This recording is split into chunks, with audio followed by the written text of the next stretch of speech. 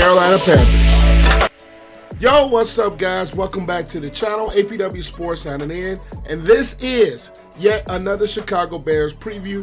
The Bears have a special Thursday night contest for the second time this year, but this time the Bears will be at home, and they are taking on the Carolina Panthers. There's a lot of elements going on in this ball game. One, Carolina holds our number one overall pick. Yes, it belongs to us. Carolina gave it to us in the DJ Moore trade, and speaking of DJ Moore, he is going up against his former team in the Carolina Panthers in this ball game. So there's a lot to decipher and break down, and I'll also give my pick and predictions for this Thursday night contest. But scrap all the intro. Without further ado, let's dive into it.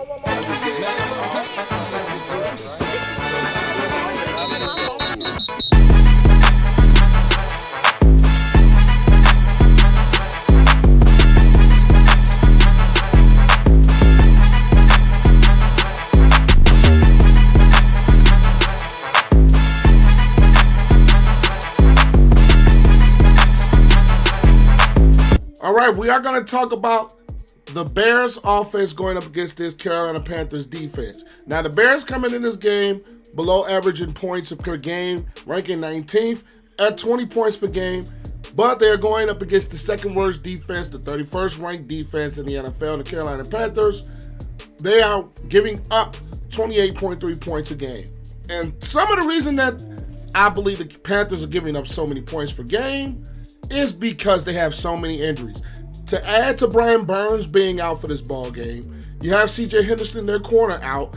Both their safeties, Von Bell and Xavier Woods, are questionable at the time of me recording this video. They've been without Shaq Thompson. Your Gross-Matos has been out. Jeremy Chin has been out. Justin Houston has been out. This defense is just riddled with so many injuries that they couldn't live up to some preseason potential of them being a solid defense. Now, they do have Deion Jones in the middle, but it's still so much that they had to replace with the injuries. The Bears are not too far of injuries themselves, as Justin Fields, as listed as doubtful now, but we all know he is going to be out again, and Tyson Bagent will be making his fourth career start against the Carolina Panthers defense. And to add to the Bears' injuries, Corey Blasingame is out, the fullback, which I think is going to be a big deal, especially in the running game. And Nate Davis is out for another game. Now, it's interesting to see if Khalil Herbert is going to play this week or not. He's questionable going into this ball game, so it's interesting to see if he's going to be back. The last time he played was a Thursday night win against the Washington Commanders. But the Bears, just like every other game, Roschon Johnson, Deontay Foreman, and some pieces of Darrison Evans have to be effective to take some pressure off of Tyson Bagent, who is coming off of a 3-interception performance and 4 turnover performance last week against the New Orleans Saints. Now, we're going up against the Panthers defense that, let's just be honest, has struggled for so much. Is because they do not have their best players in the ball game. Shot Tuttle, their nose tackle, has been solid in that 3-4 scheme. I just believe the Bears, they have to commit and stick to a running game. And, of course, we have the element of the DJ Moore so-called revenge game, or we all know, like, former players that go to another team and they face their other team, they are looking for a big game. And I expect Luke Getsy to have some type of wrinkles or to have some type of things to get DJ Moore involved heavily and early in this ball game, whether it's some screens, whether it's some routes that are called for him. I just believe that DJ Moore is going to be a target that the Bears are going to feature heavily because of the get-back game for the Carolina Panthers, and we all know the Bears are thrive by running the football. Tevin Jenkins has been a big help for that Bears offensive line, and Braxton Jones being back helps. Darnell Wright been solid on that right side of the Bears offensive line, and they did a solid job of protecting him last week against the Saints. I don't think it's going to be as much as pressure because of so many injuries and the things that the Panthers defense has been dealing with, I think the Bears need to protect Tyson Bagent in order for him to get the ball to some of the weapons. Kmet is coming off a 2 TD game. Darnell Mooney had a good game last week. DJ Moore had some looks, but I think he's going to get more involved. Foreman, I think he's going to run the football very well, as he's been doing over the past couple of weeks. Roschon Johnson being back helps to get some carries off of Foreman. And Foreman is also going up against his former team and the Carolina Panthers. So I'm looking for the Bears to feature those two guys, Moore and Foreman, and make Tyson Bagent comfortable and getting him the ball out of his hands quickly, getting the ball to those weapons, and kind of replicate some of the things that they were able to do in first half against the New Orleans Saints. And I think the Bears are going to go in that direction. All right, so we are going to talk about the Bears' defense against the Carolina Panthers offense led by Bryce Young.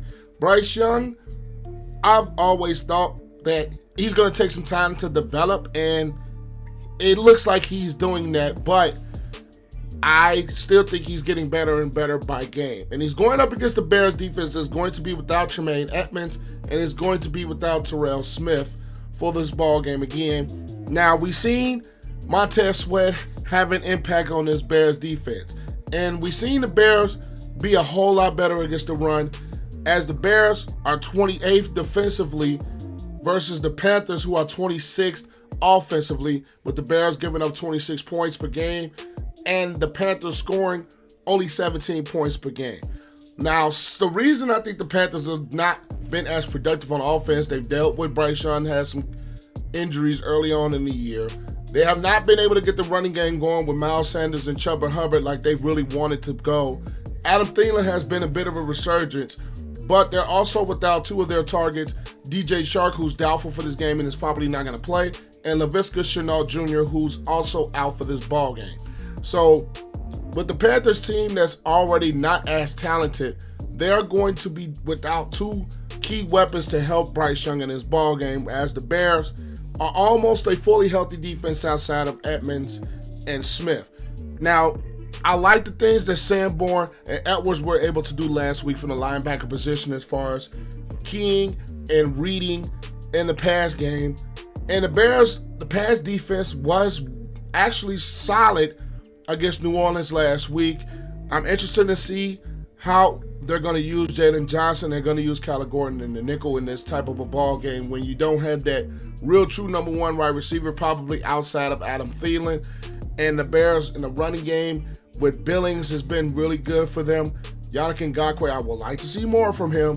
I would like to see more from a guy like Javon Dexter, Pickens, a guy like DeMarcus Walker. I would like to see more to get pressure on Bryce Young and affect the young rookie quarterback. And the Panthers haven't been running the football very well this season, and that's something the Bears have really been doing defensively, is slowing down the run.